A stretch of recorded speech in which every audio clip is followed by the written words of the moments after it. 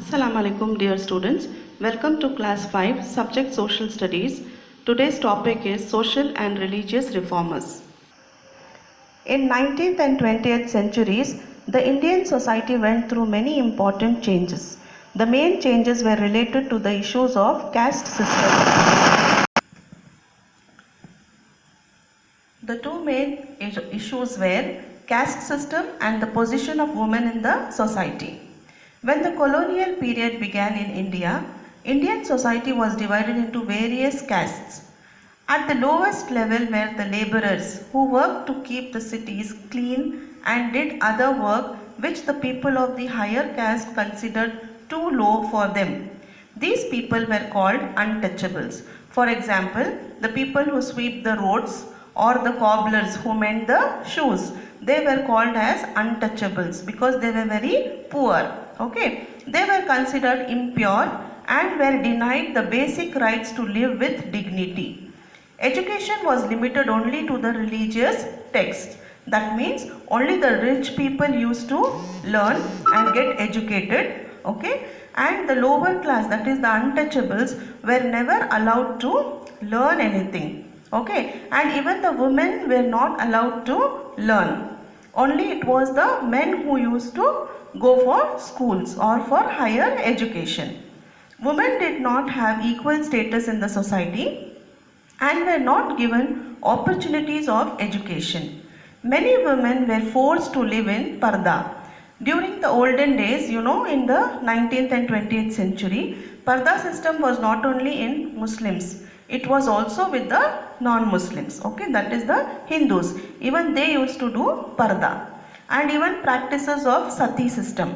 Now sati system is, you have to understand this. You can see in this picture, there is a burning fire. Okay, the fire is burning. This is the dead body of the husband. Okay, when the husband dies, even the wife has to die in the same fire. That means the people in the society used to force the wife to get into that fire and she also has to get burnt and die. This is called as sati system, which was practiced during 18th and 19th century. And even child marriage. Child marriage also was practiced in India. That means the child who is of 6 or 7 years of age used to get married to another person. Okay, and even the boys also were young. Okay, they also used to get married. That is called as child marriage. And there was dowry system. Dowry system means the girl's parent has to give lot of money to the bride. Okay, that is called as the dowry system. Okay, so the girl's parent had to give money to the boy's parent. Okay, so this was the common practice. Sati system, child marriage and dowry, and even parda was practiced. Okay, the condition of the widows was miserable. Now who is called as a widow? Widow is a lady whose husband is dead. Okay, she is called as a widow. Now this was going on in India. Now let us see what was happening in England. The Industrial Revolution had taken place and the society also started changing. So even in England there were some practices which were very old traditional practices. But now what happened in the 18th century, there also people started improving. Okay, so they had new ideas of democracy where people would have supreme power, started gaining importance. The principles of liberty, equality and rationalism started in England. So what is the meaning of rationalism? The belief or principle that actions and opinions should be based on reason rather than on emotions or religion. Okay, so liberty means anybody can talk anything. Okay, that is called as liberty. You can speak according to yourself. And equality means all people are equal. Rich, poor, everybody is equal. White and black are equal. Then the East India Company set up its base in India for trade. So the East India Company was the first company of England which came into India for trade. Trade means to bring their products and to take our product, that is called as trade, import and export. Okay, all this is taking place in early 19th century. So by the early 19th century, many officials of the company and the British government felt that Western education with English as the medium of instruction should be introduced in India.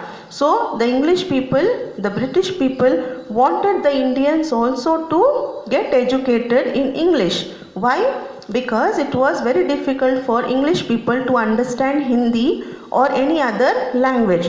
So what they thought was, we will select a few educated people and give them more education so that we can understand what they are telling to us, what they are conveying.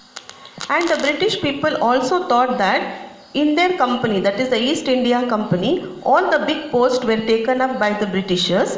What about the lower posts for administration? Okay, so they thought that if we educate the Indians, all the lower ranked jobs can be given to the Indian people who are little educated. Okay, however, with the spread of the Western education, Indians came in contact with the scientific and rational ideas and the new developments in science, technology and philosophy. Okay, so Indians became more cleverer and cleverer. Many educated Indians started opposing superstition, rituals and caste system. So all these educated Indians, they started thinking that whatever is practiced, evil practice, wrong practices in India, like sati system or superstition, that is thinking that if a cat goes in front we should not cross the road or something like that. Okay, all those are called as superstition. So the educated Indians wanted to remove all this kind of evil practices. So they started working on these things. They wanted to remove these things from the society and make India more well educated. So these people who wanted to work to remove the social evils from India, they were called as reformers. Okay, so who were called as reformers? The people who wanted to remove the evil practices. Okay, they were called as reformers. So in this lesson we are going to learn about a few reformers. Okay, now we are going to study about Raja Ram Mohan Roy. He was a social reformer. Now what did he do? Raja Ram Mohan Roy dedicated his life to bring about social and religious reform in the society. He was born in the year 1772 in Bengal. He studied Sanskrit, Persian, Arabic, English, Latin, Greek and Hebrew languages. Okay, along with Hindu philosophy, and although he was a Hindu, he learnt Quran to understand different ideas. Rajaram Mohan Roy founded the Brahmo Samaj in 1828. Okay, what did he found? He founded the Brahmo Samaj in 1828, which believed in reforming Hinduism. So he wanted to bring out all the evil practices in Hindus. The Samaj stood against idol worship, orthodox rituals. Orthodox rituals means the traditional and rigid rituals, and superstitious beliefs among the Hindus. So you all know what is idol worship.